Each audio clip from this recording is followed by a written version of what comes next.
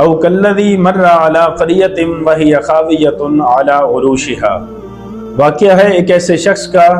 کہ جو ایک بستی کے پاس سے گزر رہا تھا،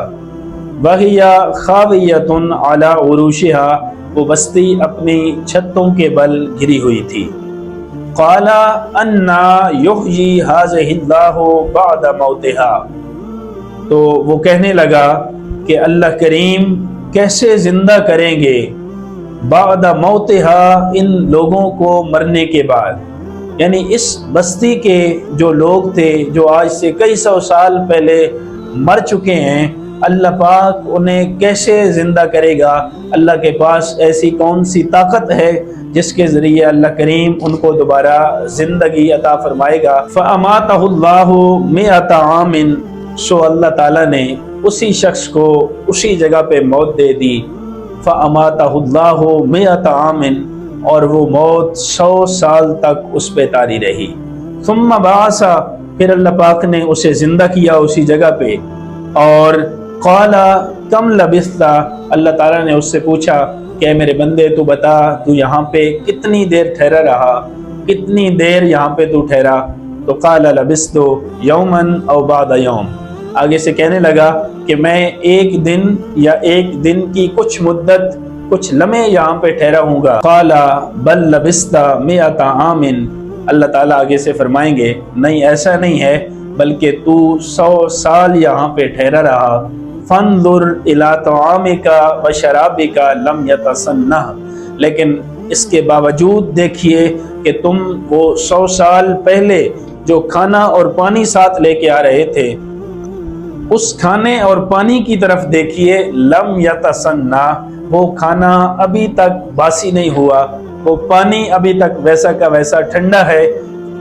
وانظر الی حمارک ولنجعلک آیۃ للناس، اور اپنے گدھے کی طرف دیکھیے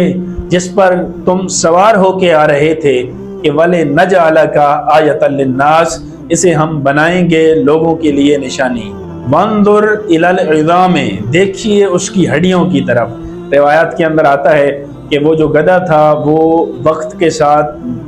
یعنی مر گیا، اور پھر اس کی ہڈیاں جو ہے وہ بھی گل سڑ گئیں، بوسیدہ ہو گئیں، چونکہ 100 سال گزر گئے۔ تو اللہ تعالیٰ نے اس شخص پر موت طاری رکھی، اس کو 100 سال میں کچھ نہیں ہوا،